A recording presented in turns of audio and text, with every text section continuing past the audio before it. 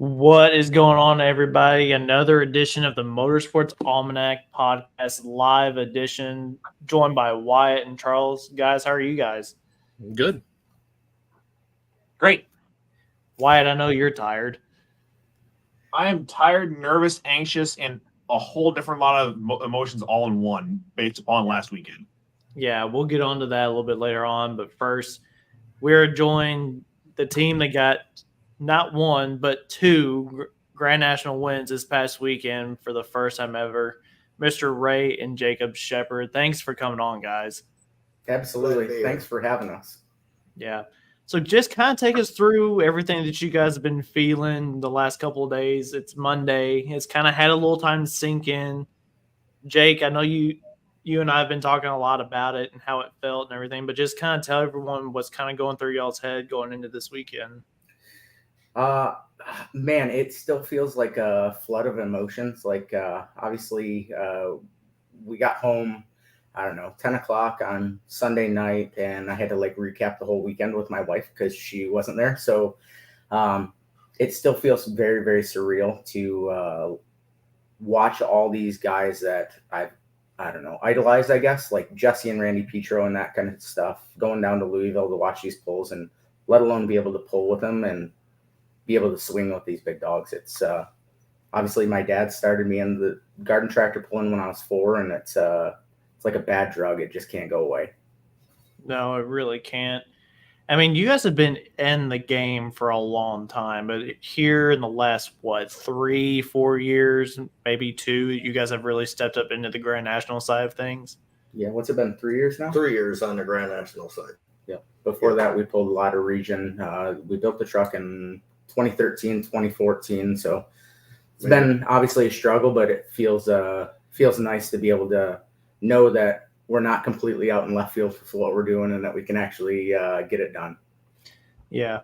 Brandenburg's kind of earned that aura around it, though, for crowning first-time Grand National champion or Grand National winners, I should say.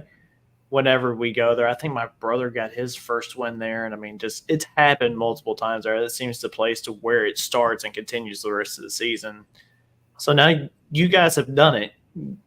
You were talking about yourself like overrun with the big dogs now that we can. You guys have been there, but I mean, I've seen runs that you guys have had that like something just didn't go your way, and it was obvious you were on a pass, whether it be a blower belt or just a burst panel. Something like that. Yeah. Struggles. So many new parts that come along in the last 3 years that you get the combination right and then you can't make it work. And actually we got new sleds coming along that we're trying to get used to pull, and you get a setup that you think works and you just have dumb shit. Last year we just had, we ripped the piston out, kicked the rods out. It's stuff that never happens. And then we stand it on its tail in Bowling Green and blow up another motor, and you want to drag it home and sell it, but it's sort of we've struggled the first of this year until this last 7 days, 8 days that we really struggled. But we found a combination that likes the way Jacob pushes the throttle, and it's really come together for us.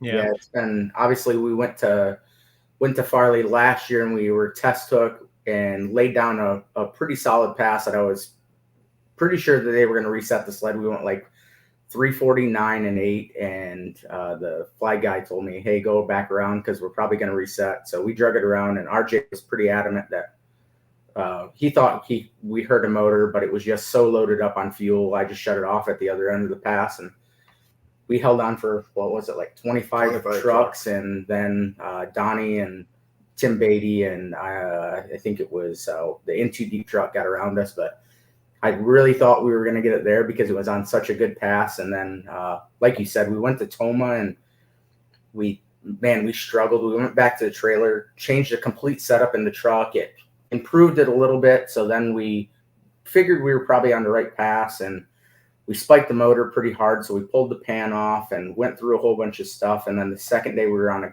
I thought a pretty killer pass, and then the belt lets loose. And you're just like, how much bad luck can we get? But like Dad said, we went to Rockwell last year, pulled the piston apart.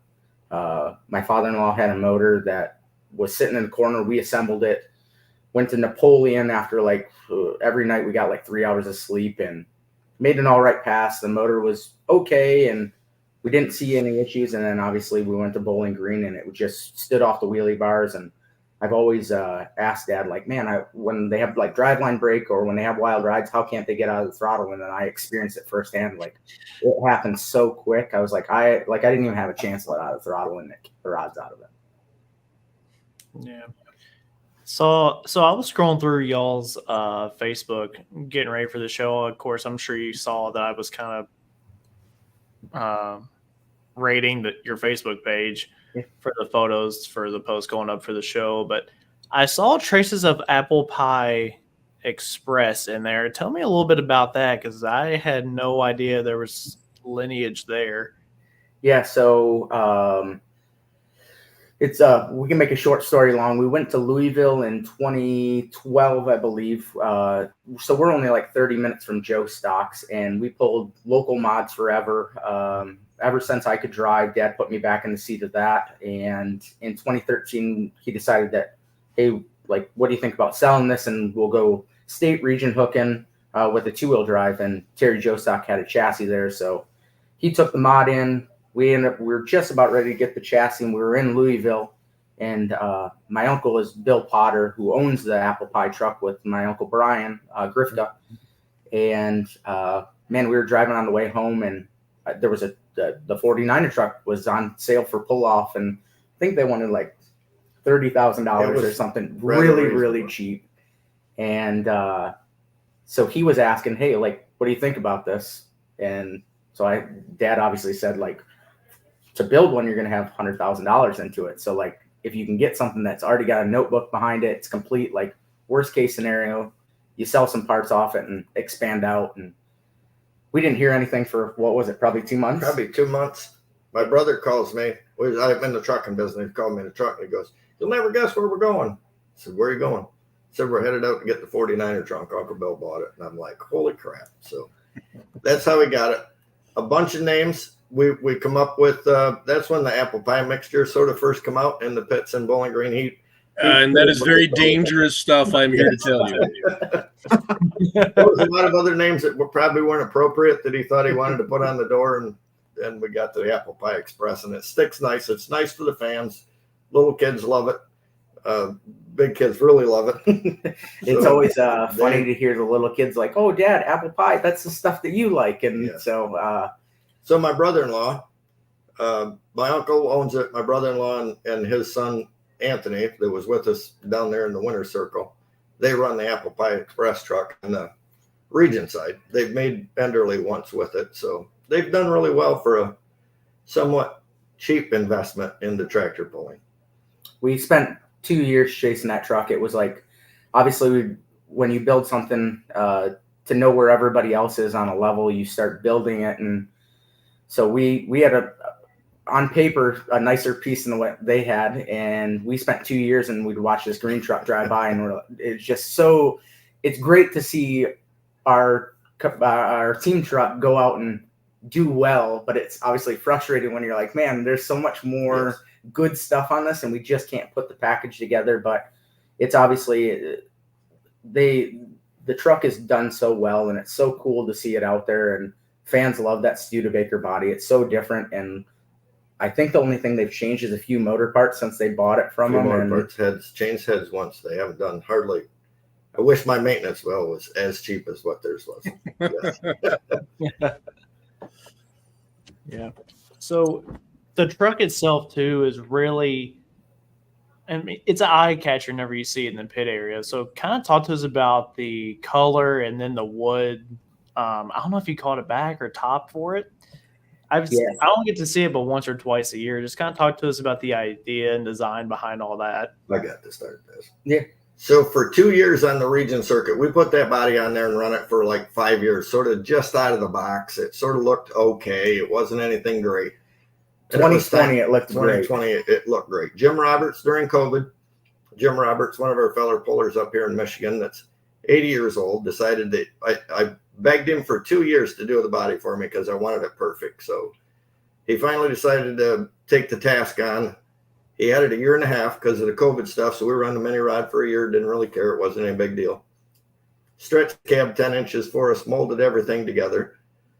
we come to when he decided that he wanted to wrap it so it didn't have to be so nice. And when he got the sanding on the body, he called me. He goes, "We're going to paint that. I got it too nice."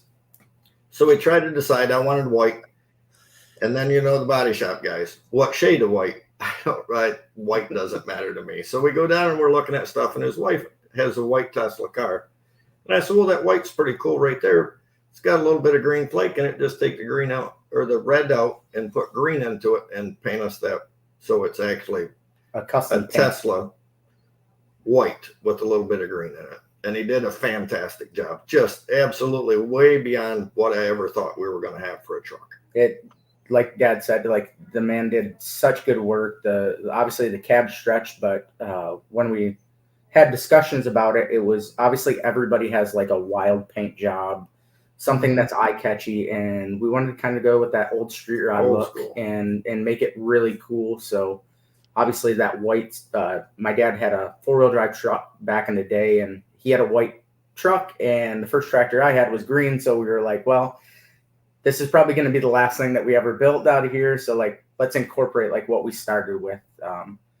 Obviously we've had pretty humble beginnings. Everybody has to start someplace, and it's always nice to, we have hooks that are up here so we can see people that we've known forever. Obviously we've known Charles for quite some time, and it's always nice to be able to kind of incorporate that. And so obviously, like you said, Jim was going through it all, and we went from the side step body to a sleek side body because we didn't want to have to fight with the fenders, because it is an absolute pain when you have to change tires or work on them. But Jim was adamant, we're putting the side steps back on. It's going to look cool. So we went through all that, and obviously you get this absolute stunning truck back, and you're like, man, what do we do to make it look cooler? So at that time I worked for a university, and I was a marketing director where I did a lot of graphic design and whatnot. So I mentioned to Dad, I was like, hey, how about we, instead of putting a tunnel cover on like everybody else, let's put a piece of tin down. We'll wrap it, and I'll make it look like a old school truck where it looks factory, like it's got the wood grain. And so obviously as I was putting it all together, I spent 2-3 weeks on it because I'm pretty anal when it comes to, I wanted to look a certain way. And we finally got the design down, and I had it laid out, and I was like, he goes, there's something just missing up in it. So I was like, okay, what's missing? He's like, I'm not sure. You play around with it. And we took the Chevy bow tie. So if you ever look at it really closely, it's shadowed in. It just looks like it's burned into the wood. And so then obviously we got that done, and he's like, well, we got to put a name on it. And I just wanted something like the Loud and Low truck where it looks nice and sleek, something small on there. And he goes, what about like some tap handles? And I kind of shook it off. I let him go. I came up with the whole design, and my wife was like, you got to do something cooler than that. So I played around with the tap design, and they didn't like it. So then it was like, okay, let's lay it over so it looks like an L. And so obviously now we got the I think it looks really cool. It matches like what it is. It's not obviously a innuendo that we have a drinking problem or anything, but a connection to methanol. But obviously it's always funny when you have guys in the pits like, oh, I have that problem, alcohol. And you're like, oh, okay. And they're like, oh, it's actually moonshine. But we're like, yeah, we have a methanol problem. So Mick and Christina Jacob did the design up. They did the lettering up for us, race wraps. Did a fantastic job of laying it down. And just absolutely fantastic job. And we were going to pull on the west side when we debuted it back out. And I obviously talked to Mick because they're about 30 minutes from our house. And I was like, man, like I got a time crunch for you. You don't have to do it. And he was like, no, like if you're rolling out with this, like it's got to be top notch. So they wrapped it in like 3 or 4 days on the tunnel cover, and they had the lettering printed. We made our first pass with no lettering on it. The second day is like, you can't go back out with the white one. We got to stick this stuff on. So wasn't that at Blanchard? He came and did it in the pits. Yeah, there? Yep, in the pits, and it was like 95 degrees. He was sweating. And it was funny because he's got like a tape measure. We're looking at it because he obviously is very anal about making sure everything's straight. And the first time he got it like stuck, and he's like, oh, it's crooked. So then we obviously got it all back, and it just turned out well. It's always nice to help fellow pullers that do just amazing work. Obviously, Mick and Christine's wraps are second to none. They work really hard at it, and it's always nice to helping fellow Michigander, let alone a Polar, and a friend now.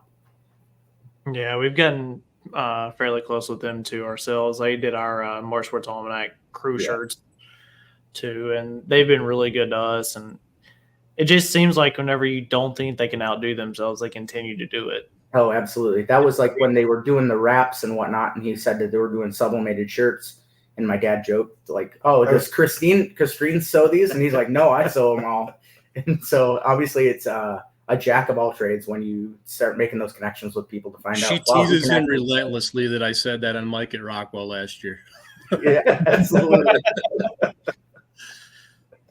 Wow. Man, you guys are running strong. So you guys are going into Rockwell this weekend. It's a tough track. Everybody knows it. What's the game plan? You guys have got a target on your back now. Yeah. First of all, Rockwell is a war of attrition. Yes. Yeah. Yes. We love going to. I love Rockwell. And what track are you going to get? Are you going to get? Are you going to get nighttime Rockwell, or are you going to get Saturday afternoon mini track Rockwell? Yes. I hope not mini track Rockwell. No one's hoping for that one again. We had two differents last year. We had a sort of mushy wet track, nothing horrible. Thursday night last year, and we did really well. And we're on a good takeoff, even on a sort of a drier track on Saturday afternoon, and we had a motor come apart. So it's nothing.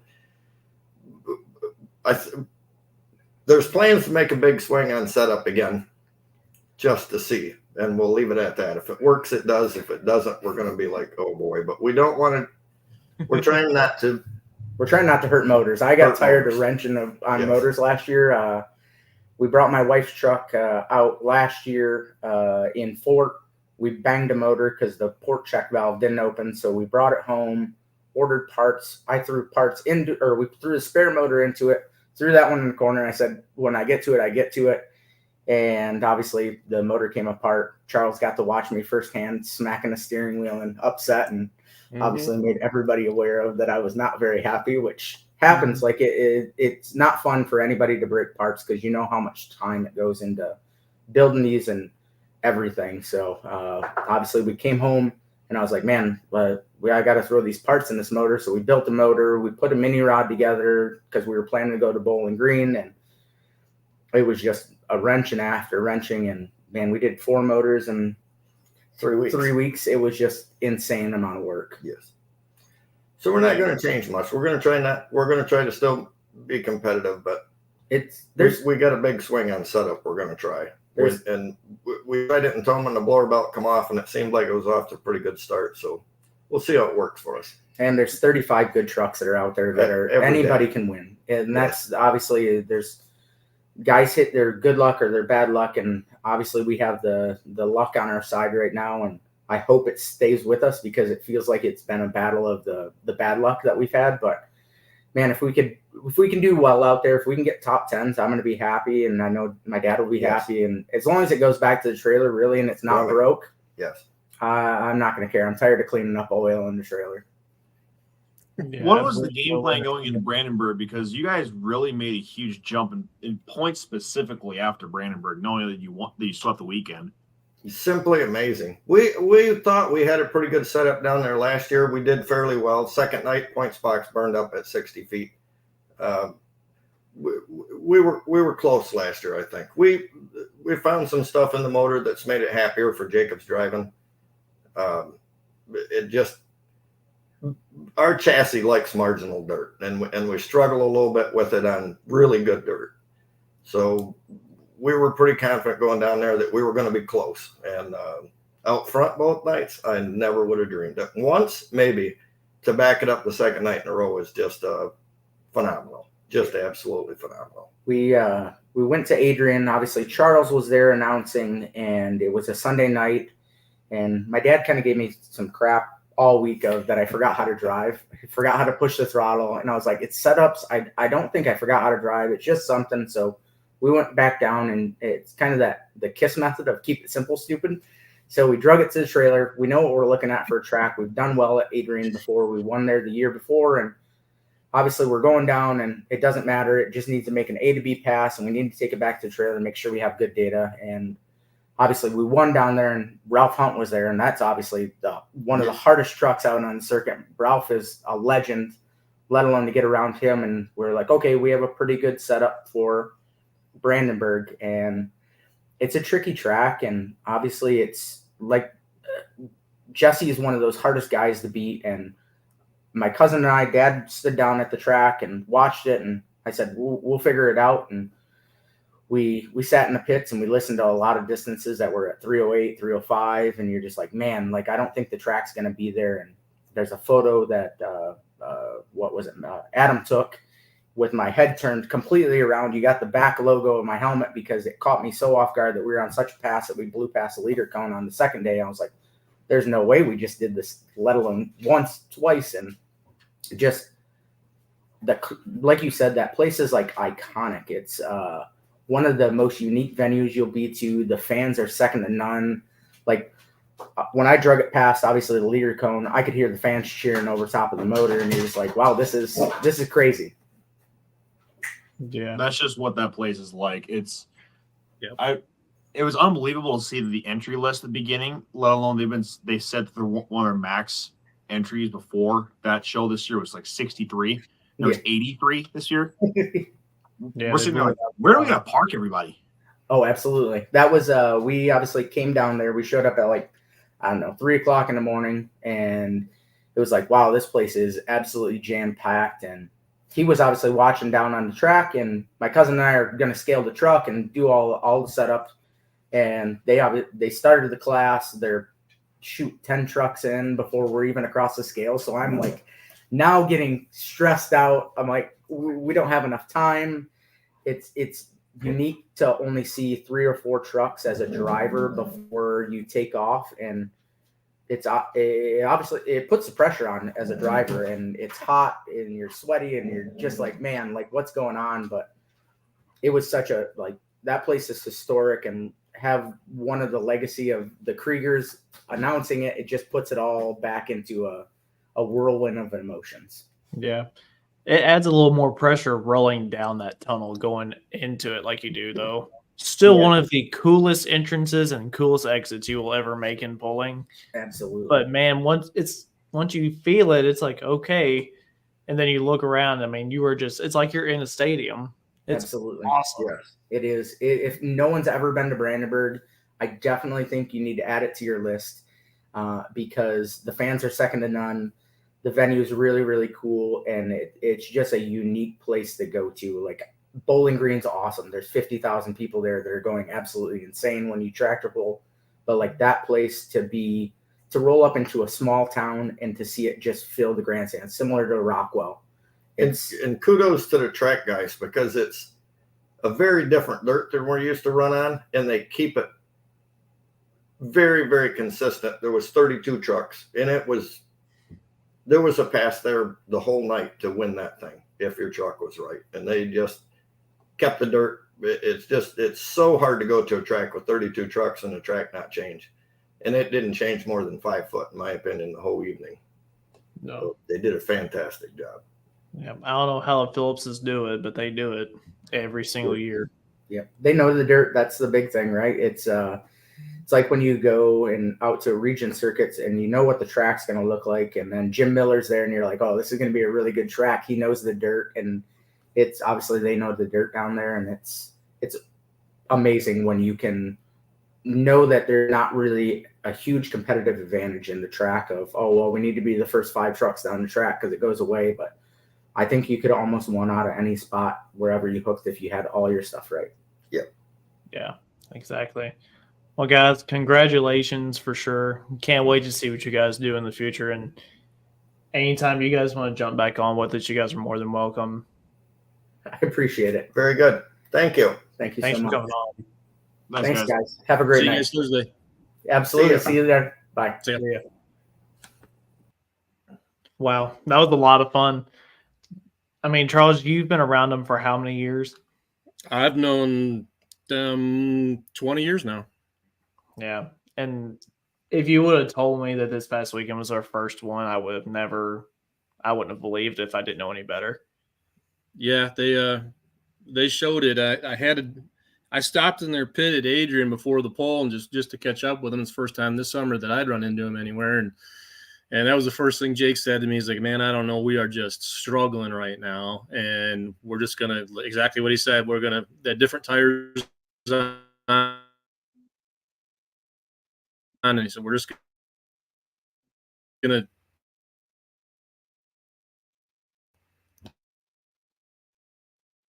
I just needed this thing to go down the track. It's all I needed to do. And I want to say he was first. No, he wasn't first. So I don't remember. I don't know if it's my end or not. It's his end. Okay, that makes me feel better. I froze. Internet in Michigan must be hard tonight. I thought it was mine because I do have a round of storms that are fixing to move through. I've got it up here on my other screen. It was me. Yeah, but point taken. They were on a tough road, like any puller goes down, and it paid off one at Brandenburg twice. Yep. I don't know if you'll ever see that many. They worked their ass off for years, and they deserve it. They absolutely deserve it. Yeah, absolutely. Can't say a big enough thank you to them for coming on, but that wasn't the only news coming out of Brandenburg. Wyatt, you were there live, getting to see everything go down. The cool thing about it, and I looked it up, and I go back to Jacob and them. They were the first back. It's hard to do back-to-back in polling, and especially in that two-wheel drive class, how many vehicles there are in that class. They're the first ones to go back-to-back since Christie and Brent Secrets won the title in 22. And to do it with that many trucks is unbelievable. Yeah, which is even better. How was the overall weekend for you? You were texting me back and forth, said it was hot like always. Still not nearly as bad as last year, though. No, it wasn't as bad. The breeze could have been better. Trying to make sure our setup's right. The track was definitely different than last year. Stressful. It was stressful. I was more anxious and nervous on Friday night than on Saturday night. Saturday night, usually can get a feel for the setup and know what changes I need to make and consider. But it was overall a good weekend. It was good for the pro stock class. Besides the two-wheel drive class, is unbelievable on Friday night. I don't think I've ever seen that type of pro stock class in a long, long time, where they're going by half-inch increments. So the whole entire field of Brandenburg was great. The crowd, at like they said, was just second to none again. It's people bringing chairs in the morning on Friday so they get a spot for that night. There's nothing like that event.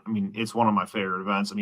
Heck, I miss my hometown fair to go to it because it's that good of an event. Yeah.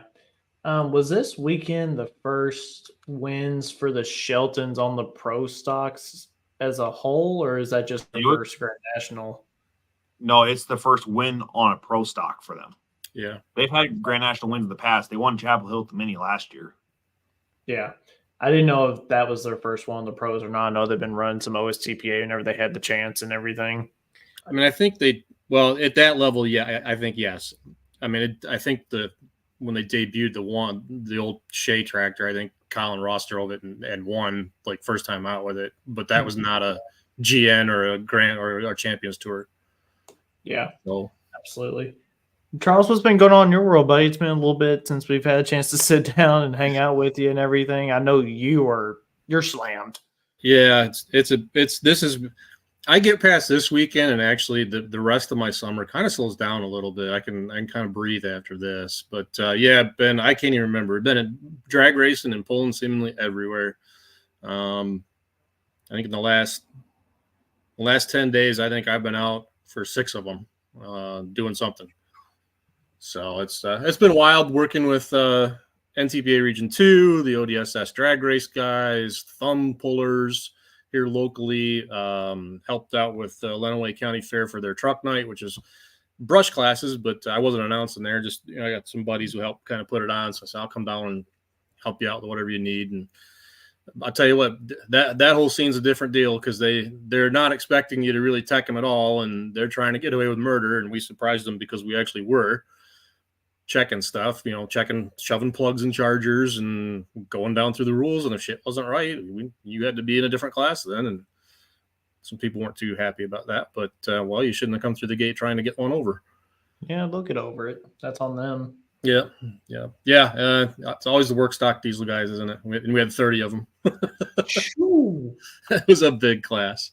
Jeez, I would say so. But you're on the road again this weekend. You're announcing Rockwell again this time, right? Yep, I'll be out there with Chris Clark and Darren Hartwell once again, as we've done the last few years. And I haven't talked to Phil. I would assume Phil McIntyre will join us too. Yeah. I don't think we're going to make it. Brandon ran in Fort Recovery on Saturday. We won, but I think we had a little damage, and I don't think we're going to be back before Bowling Green. I think what went wrong in that motor is going to be in my mailbox when I get back from Rockwell. Oh, really? I've been challenged to make one of these out of it. Oh, okay. Yeah. Sounds about right. Fair. Only the one I'm getting isn't nearly this nice. Yeah. I mean, we're not going to talk about the Chapel Hill one. Like that. We got second out of that deal. That was a good one, though, still. So I didn't even realize that happened. And then somebody had just a picture. It wasn't a video, but just a picture. Yeah. And I was like, oh, okay. Yeah, you should have been us standing down there. All of a sudden, I mean, we knew, like, it's one of those, it's on a pass type of deal. And all of a sudden that just happened. You're just like, oh, okay. Yep. But yeah, man, we wrenched on that thing. I mean, we had everything off of that tractor on Friday night. I mean, we worked into the hour Saturday and then went and slept for a couple hours and then came back and we were ready to go by about an hour before showtime. Yeah, Mick said, "Do you want pistons, Charles? We have pistons and rods this season." Yeah, Mick's getting quite the collection going. Yeah. Mick, you can't catch a break right now, brother. I saw the trailer there, and then I saw the truck letting out of the trailer, and I said, "Oh no!" I hope you guys get back soon. I really do. I'm just hoping that we don't join that collection at all. Yeah, no one wants to. No. Well, especially, and I don't even want to say it. I don't want to mention it. Just where we're sitting at, I don't want to talk about it. I don't want to jinx anything. Right. Yeah, exactly. But man, if anyone go ahead. Anyone wants to know what I'm talking about, just go against the website, and that's it. I'm not going to say anymore. Yeah, I'm not gonna lie about it. It's pretty cool though that one of our own's leading that like that in a way. It's pretty cool. Yeah, you know what comes with that? Anxiety, and a lot of I don't know what to do right now. Yeah, what do with my hands? I don't know. Normally I'm the chaser, not the chasee. Yeah, it's like I'm the one holding the rifle, shooting at the target, not the one with the target. Yeah, exactly. But I mean, overall though, y'all, I mean, we're getting in. I mean, it's July 30th. It's crazy to think that the season's almost halfway gone. But Really? there's it already is halfway gone. Yeah, there's still plenty of things going on right now. I mean, we've got Knoxville Raceway coming up. I saw it pop up on my feed, and the only reason I can ever remember that it's the same weekend is because of Hillsboro. Hillsboro and Knoxville Nationals always run the same weekend. But, I mean, the entry list for that one has grown. Kyle Larson's going to return to defend his title this year. I always know it's coming up because Gerbaugh will start talking about it the week before, and that's all I'm going to hear out of him for 2 weeks. Gerbaugh, I know you're here. I know you like the post. Where you at? I know you're he's here. watching Shake and Bake show to hear that Stevie Fast Jackson is going to Indy with the Shadow. Yeah. Really? Yep. Awesome. And then, so there's that going. Knoxville Energy Drink Series. I think the Knoxville 360 is actually this coming weekend, isn't it? I'm not sure, to be honest. Yeah, date's August 1st through the 3rd. So, I mean, they're going to get rolling on Wednesday. I mean, if you go to KnoxvilleRaceway.com/360 Nationals, you can see the list of entries. I mean, it is a mile long. Well, given that is actually this weekend, then if it's raining, and I'm certainly hoping this doesn't happen, and it's not forecasted to, but if it's raining in Rockwell, guess where I might go? I don't blame you at all. 35 to 80. Yeah. 35 to 80, you're right there. How far away from Rockwell is it? Long way. Yeah, it's not close, but I don't know, 2-3 hours maybe. I mean, it's Not terrible. not terrible, no. Yeah. It's the next weekend that the NOS Energy Series is there. That starts on Wednesday, August 7th. And that's the one where Brad Sweet, pretty sure Rico Abreu is going to be there. Kyle Larson's in. Just looking at some of the names off the top of my head, but that's coming up right now in the dirt racing world. I meant to ask you guys, did you see T-Mez's video that he had posted on his Facebook from like 4 days ago today? Yep, I did. That's really exciting. And if you guys don't know what we're talking about, go look at T-Mez Facebook. It's Uncle Sam. It's kind of been pulled out of hiding in a way, I guess you could say. Well, and what's really interesting about it is that's the other one.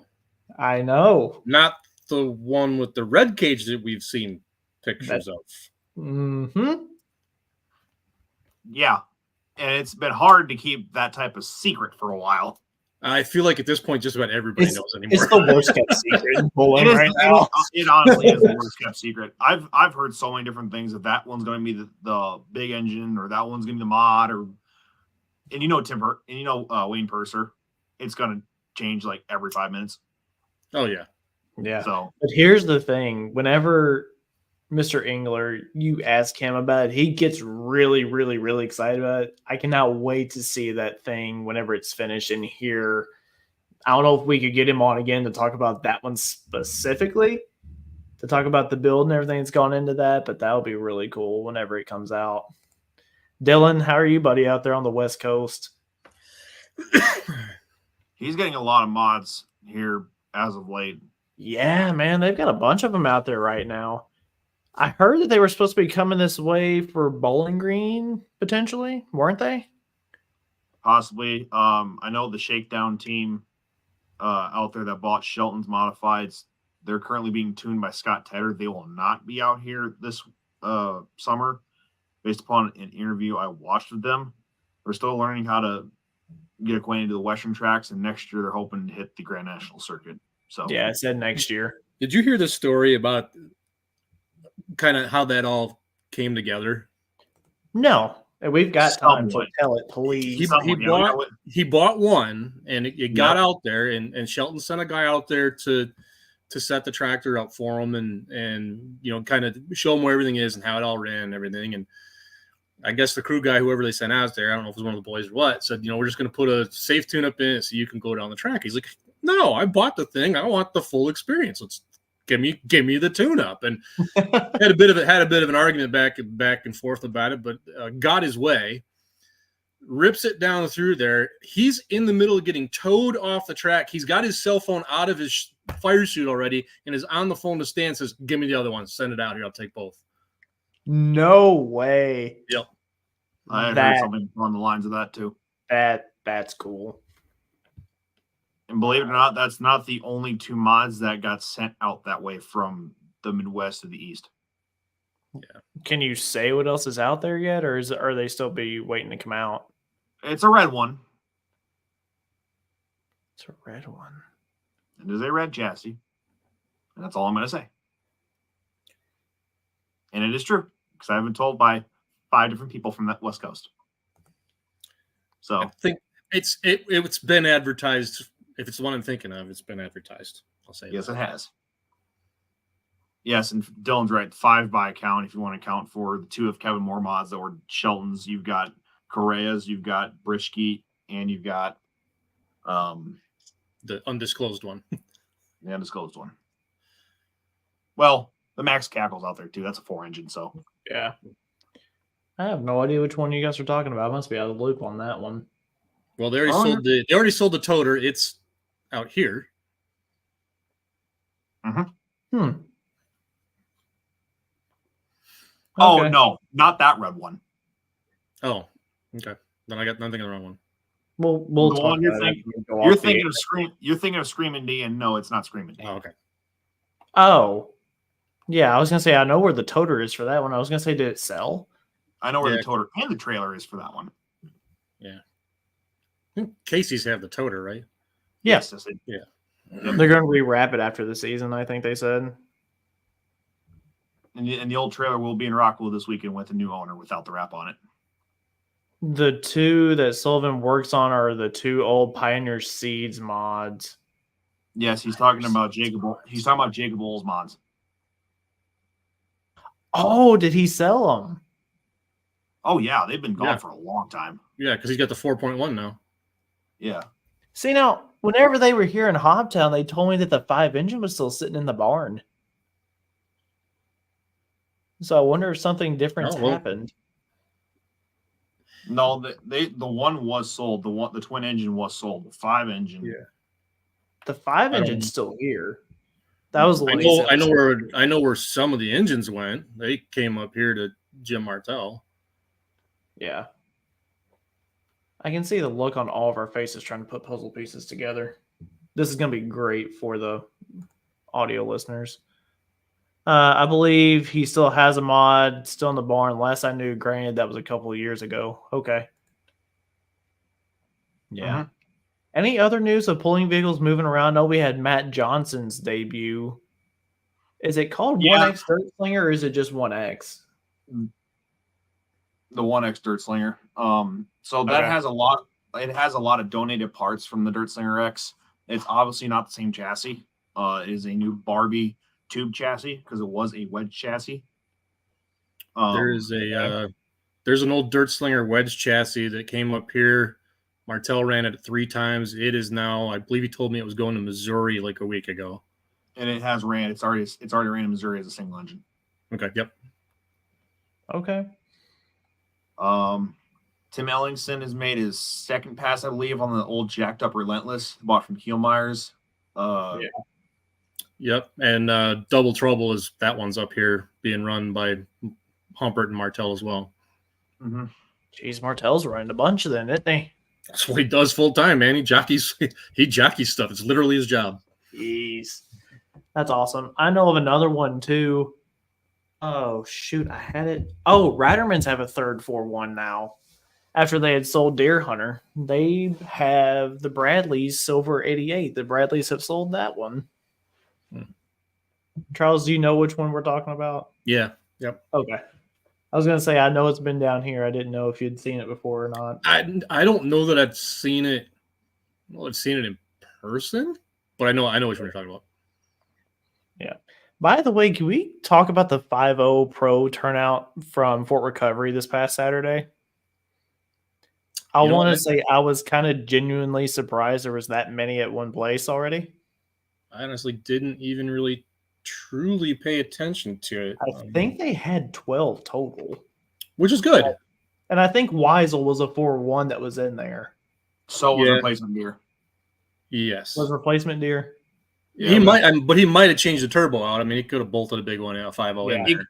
He could have pulled the Dean move and because I know up here, Aaron's he's got a 5.0 Charger, but then he's got the big one that he'll put on for like Bowling Green and stuff too. So right.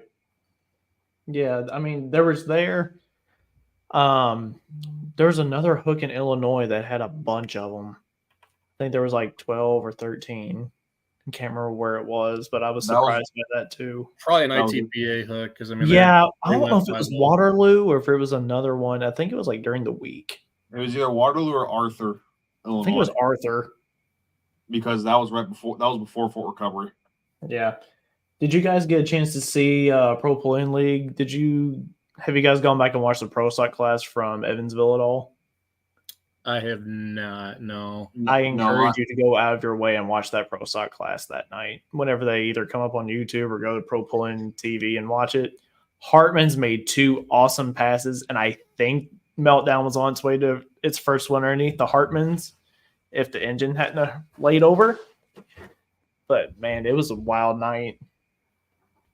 That's one of those deals where I'm looking right now to kind of see. You have Brandenburg and Evansville that close to each other with big pros, and it's like we couldn't figure this out so that everybody could do both. They used to be able to, but they would only be able to go on Saturday. Yeah, Google Maps says it's less than 2 hours drive. I mean, You run them first at one place and last at the other, and hope you can get there in time. I mean, we used to do a back-to-backer like that with West Michigan Pullers and Wolverine State for Super Farm, because Mason, Michigan would have a Region 2 hook on the south side of Lansing, and West Michigan, we'd be on the north side at St. John's. So they'd run first down there, hightail it up to us, and run again the same night. Yeah. I don't know how many of them would run more than once in the same night, though. I don't know. It's just the idea of it, though, and the intrigue behind it, and the story you can tell. It just would be cool. Yeah, it was a lot of fun though to watch. I mean, they came out first, and they came out swinging, and they reset it, and then Hartman's came back and got third. Wagler got the win. Who got second? I cannot remember who got second. I think it was River Rat. Yeah, River Rat or the Toy. I think Toy got fourth. So it had been River Rat.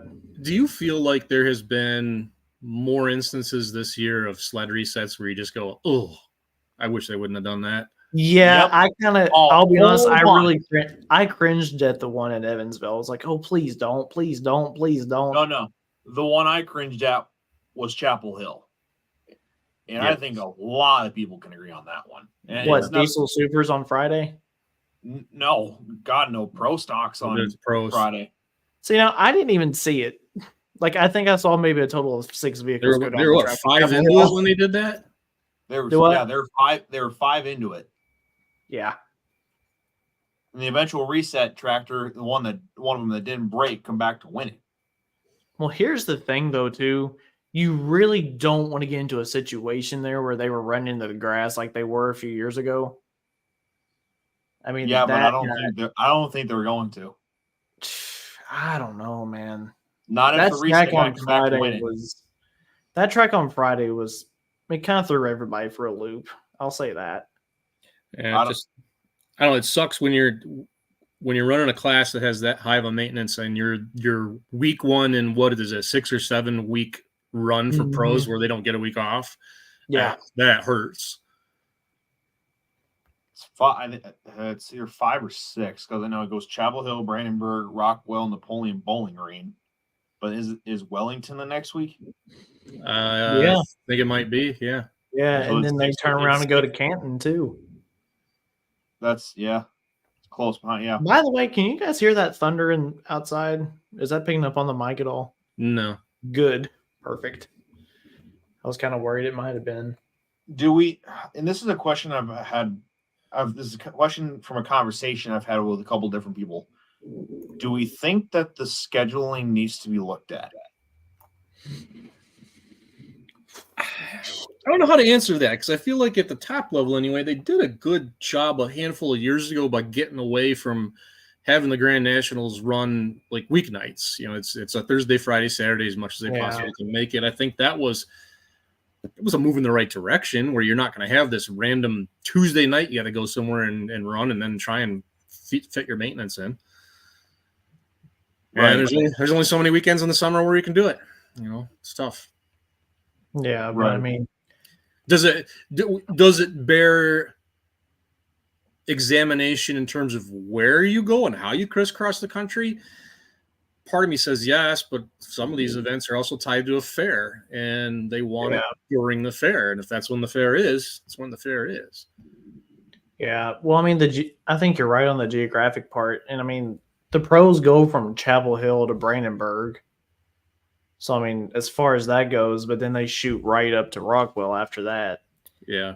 And after Rockwell's Napoleon. They're back into Ohio for at least the back end of the tour. They can stay in Ohio for half a month. Yeah. But that's also not necessarily reality for some guys either. I mean, they start their year in what? Hutchinson? Yeah. Benson. Yeah, North Carolina and then to Minnesota. Ooh, yay. They go Benson. They go 4 weeks in a row, a couple weeks off, and then 6 to 7 weeks in a row because they go Benson to here up at Farley, then to Hutch, then to Toma. So they make that Midwest swing, then back down to the southern area swing, then back up north. Right.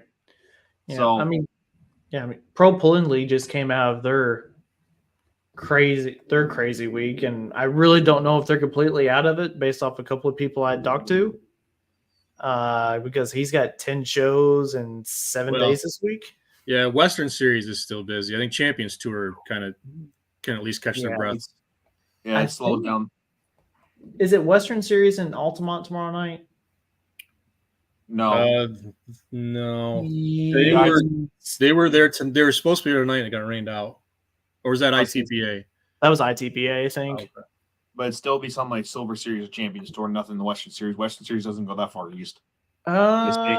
Limited Pro diesel trucks, 4-1 Limited Pros, Light Pros, and Hot Farms tomorrow night. They're in Altamont. Be a Midwest region too, possibly, wouldn't it be? Yeah, maybe. Mm. I don't know. I think that almost has to be Silver Series.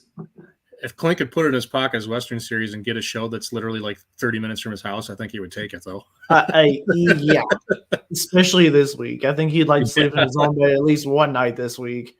He texted me that yesterday, and I thought, oh, Lord. Hey, he got a Western Series show 30 minutes from my house. So I'm like, hey, you're coming up here for once. Yeah. But, I mean, they're slammed every other night. I mean, they're in Springfield, Nebraska on Wednesday. That'd be the first, wouldn't it? And then Mount Sterling on Mount the Sterling, second. Mount Sterling, and I believe Salem will be your Champions Tour stuff because some guys on the two-wheel drive side and the mod side also have to make the decision of where they're going to go. If they're going to go Rockwell to Mount Sterling, or if they're just going to stay down Mount Sterling and such, or go to just Rockwell. now's decision time. I mean, we talked about this at the beginning of the year. And we said everybody's going to run up until they can. Then they're going to make their decision probably based off where they are in points. And I think we're going to see that this weekend. Kind of unique to see that on the drag racing and the dirt. Well, drag racing mostly that you have one major series. In polling, you have a couple you can distinct from and choose. Yeah, exactly right. You've got McLeod going on this weekend, and we could be seeing a certain return of a orange light super stock finally. The high-strung light super, they made a post today with a hope and a prayer and a little bit of luck. We may be able to make McLeod this weekend. So really hope that they do. It's been how long has it been since they've been out? Has it been 2 full years? Darn near, it feels like, yeah. Wisdom 22. Yeah, so going right at it. Yeah, I'm really excited to see them back. And then after that, I think we roll into Hillsboro Charity Pool the next week. Dylan, it says, asking for a friend, what should they expect from Rockwell? One of the cleanest facilities you'll ever walk on. Yeah. You get to see every GN class plus 4.1s. It seems like the turnout just continues to get bigger in terms of entry lists every year. I was looking tonight. They haven't put it out there yet for this weekend, but I mean, if someone's missing, it's only because they're going to be hurt and need the time to rebuild. You're gonna see a good show. They keep it moving. They keep it moving pretty quick too. They're pretty efficient. They want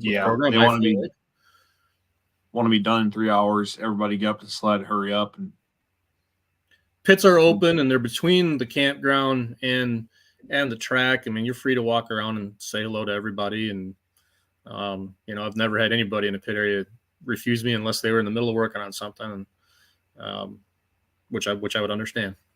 Yeah, and I mean, I don't feel like we push that enough with how open our pit areas are. I mean, there's some sports where you have to pay to be able to go into the pits. Ours is completely open, and you can sit on the vehicles if the drivers will let you. Like, I don't feel like we push that enough. Like with Monster Jam, they advertise like, hey, we're having a pit party. You can meet the drivers, and I think that really appeals to people. Yeah.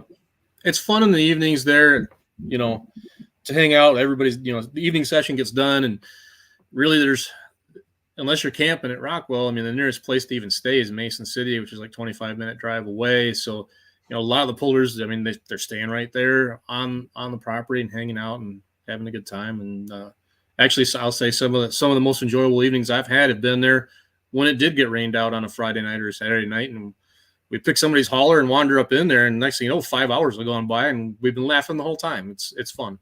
Yeah. It is probably the true definition of a if you build it, they'll come type thing. I hate to say that expression just because I live next to the damn place that created it. There's 2 Fields of Dreams in Iowa. And I'd rather go with the one in Rockwell because that's what I like better. Yeah. Yeah. No, but you wouldn't expect it being that big of a place built out of a town of 800 people. Yeah. I mean, it is small town Iowa. And this event, the Lions Club is what puts it on. It's the charity for the event, and I mean they've done all kinds of stuff. Money has flowed into community center, the library. They've built a pool for the residents to enjoy. I mean, there's a substantial flow from this event that goes right back into Rockwell. It's a great thing. Yeah, and it shows. And they put on they treat the pullers very well. They have breakfast and meals and such, free will donation. You'll see most times the pullers themselves will pull it out of their pockets and give them a big donation just because they don't have to do it for us, but they do anyways. Yeah, great food. They have a liquor license, so they sell beer and it's cheap. You know, essentially, you know, you get a little cooler in a 6-pack and it's whatever, like $8 or something. I mean, it's nothing. Yeah, and exactly. The seating there up on concrete with level bleachers. I mean, yeah, it's set up very well. No bad seats in the house. You're not really, unless you're in the very front couple of rows, maybe where the walkway is and some of the, you know, the speaker horns are there. If you're up at least 4 rows anyway, you got an unobstructed view of the whole place. There's never anything in your way. Mm-hmm. Yeah, exactly. Yeah, we got one more event I want to go ahead and talk about. I know we are a long ways out from it, but I wanted to go ahead and start showing it since it's coming up that quick. It's Pro Pulling League's Trek and Holes Hours, presented by Lutz Agency again. Every class, 4,000 to win if 15 or more in a class. And your classes are mini rods, pro stocks, 4-1s, light limited super stocks, Western Series rules apply to that one. I did a little checking, and whatever the Western Series rules are, that's what they're going to run. No questions about it. 85 limited. I'm trying to remember. I think the only difference out in Western Series is like the 470 diesel. I don't think is a thing out there. No, it's not. Yeah. It's 410 only. Yep.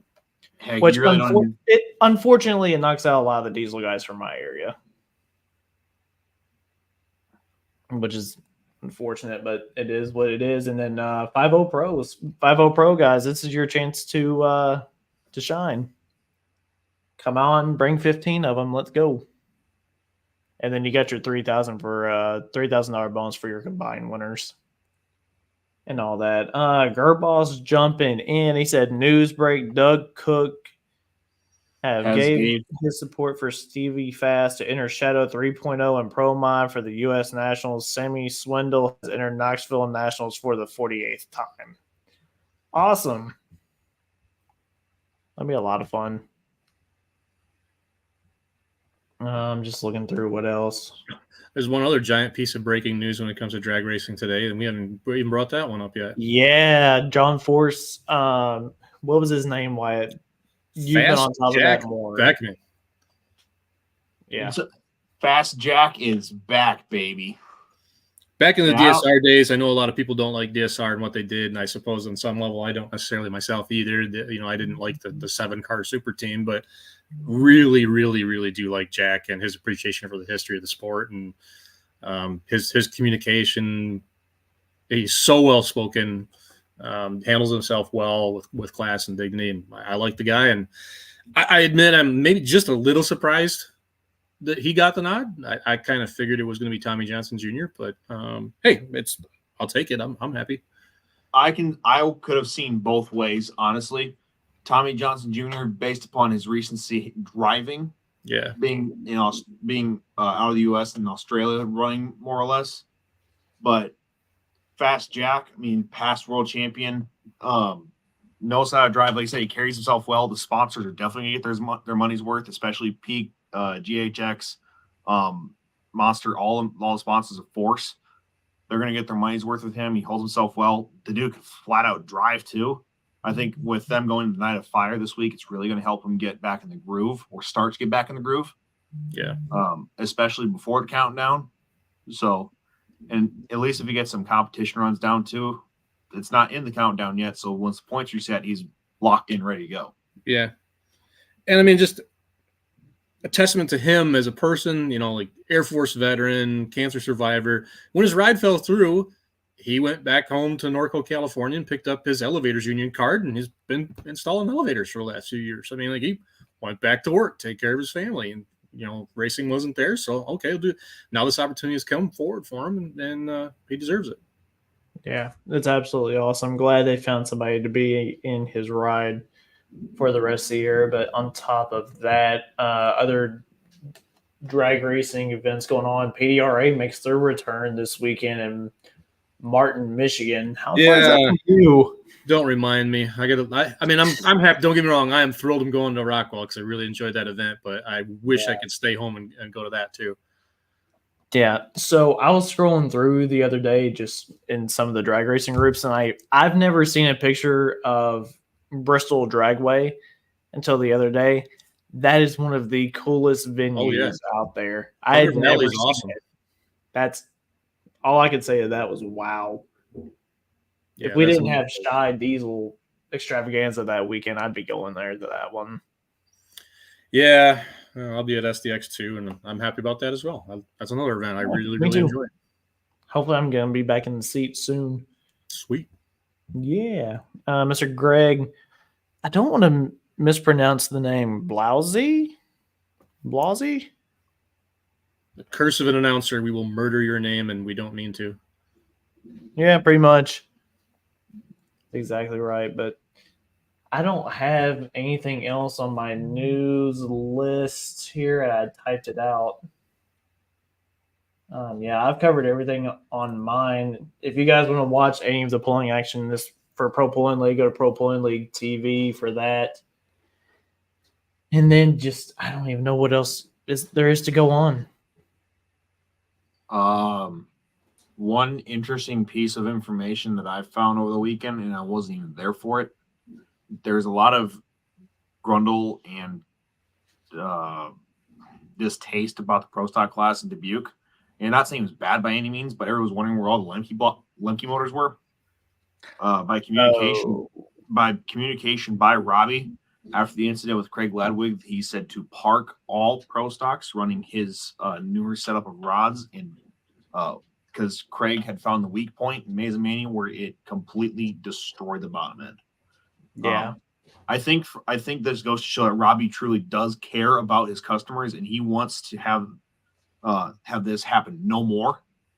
And for him being on the forefront of getting this fixed and addressing what's going on, I think it shows that to Robbie's character that he truly does care about his customers and wants the best for them.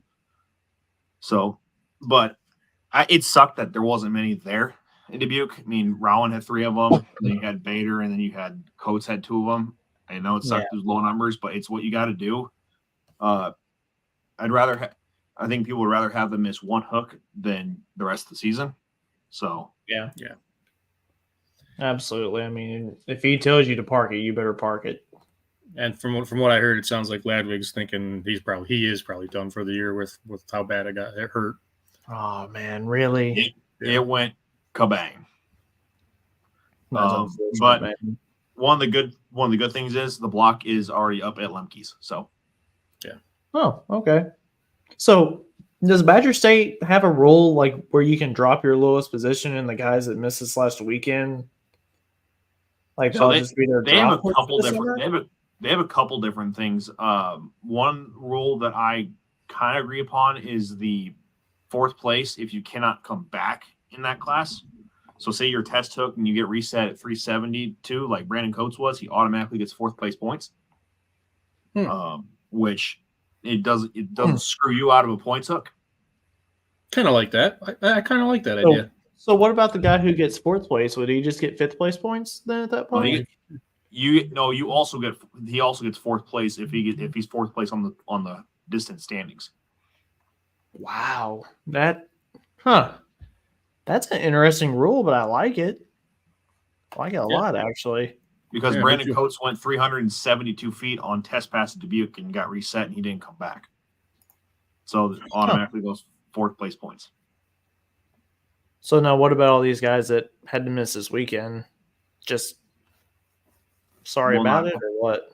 Will not count for points. They did not show up. I don't know if there's if it's something like NTPA, if it's a point scratch deal or if it's a no-show deal. I am not sure upon that. I'd have to ask somebody like Greg Elsing or John Stranley. See, it's kind of suck knowing what it is that if they hold their feet to the fire and make them show up, all right, you got to take it out of the trailer and at least back it into the sled. You don't want to run it, that's up to you. But right, and it sucks for guys. Say if Craig lived, and even though Robbie told him not to run it, it would suck for Craig because that's 4 hours one direction to go 5 feet. Yeah. Mm-hmm. Yep. So there's, I'd have to look at the Badge State rule book or ask Greg or John because they would know more than I would. But that is one of the rules I do know is the 4th place finish. Yeah. Interesting. That's an interesting rule. I'd never heard that rule. It's a good one. I like it. It's Greg. It's Blah. Blasey. Yeah, Blasey. All good. Blue shirts are ready. Looking forward to it. That's one that's creeping up on too. Bowling Green, baby. Charles, are you gonna make an appearance on Saturday this time? Maybe I can't on Saturday. No, Saturday and Sunday's still my hometown fair, so I'll be tied up with that. I've come down there on Friday nights a few times, and usually I make up my mind on noon on Friday. It just depends on how busy we are and how much work I got going on. If I'm slammed, I probably won't. But if it's a light day, I might try to sneak down and say hi to some people. Yeah. I know you came last year, and all 3 of us. I think that was the first time all 3 of us together were at the pool that just watched. Yeah. That was a lot of fun. That was really a case of I didn't know what to do with my hands. Yeah, exactly. I think we were all that way. Mm-hmm. I have nothing else. You guys ready to call this one it? Our next show, guys, will be the Tuesday or Wednesday of Bowling Green. Yeah, it will lead right into Bowling Green. I was also told to mention that from Dubuque, also there was sweeps, 3 of them from the Mazomania show in Dubuque. Lee Ruff, Fairwinning Hot Farm, the Schimpf boys that bought Jamie Lars's old truck, the old General, it's now the Trophy Hunter, swept with the other truck called the Rock Diesel, and then John Coots, who's leading Badger State 4-1 points, also swept again. So if anybody doesn't know, too, the reason why Jamie Lars sold the Trophy Hunter is because he's building a new tractor, which I cannot disclose what it is right now because I will get crucified. Wait. Time out. We thought it was 7. Well, that says 8. Well, but the one that has a picture of 7 on it, there was a conversation about an 8th one goes in the middle. 6 outside, 2 middles. Yeah. Wow. Let's just say it's not going to make unlimited weight. Sorry. No, it's definitely not going to make weight. But what it is going to do is make something really awesome. I can't wait. Stick that thing on the Bowling Green track. Let's see what it does. Somebody was commenting, and it was on the T-Mez reel. I want to say it was Trent DeCleric, maybe even that. Even the Unlimiteds with 5 right now can't run Mitas tires because they're overweight, even with 5 engines. So seriously, yeah. Wow. Adam Bauer can. Does he have Mitas on? Yes. Interesting. But that could also be with the new modifications that CJ made to the entire mod. Yeah, it could be light enough that it can make weight. Yeah, Dylan, we know. We can hope, though. Well, hold on, Dylan. Well, that's the one with the chrome roll cage. What about the red one? Wayne was 40 light with his on. I guess he's talking about the Mitoses. Okay. Huh. Sweet. That's good. But that doesn't mean you're going to add anything on there. No. But yeah, thanks to everyone for all the support and everything. Make sure you guys like and share this as much as you guys can. It helps us out a ton. And until next time, who knows who we're going to have on for a guest for the next show? We could have something special planned. But until then, we will see y'all later. Thanks, guys.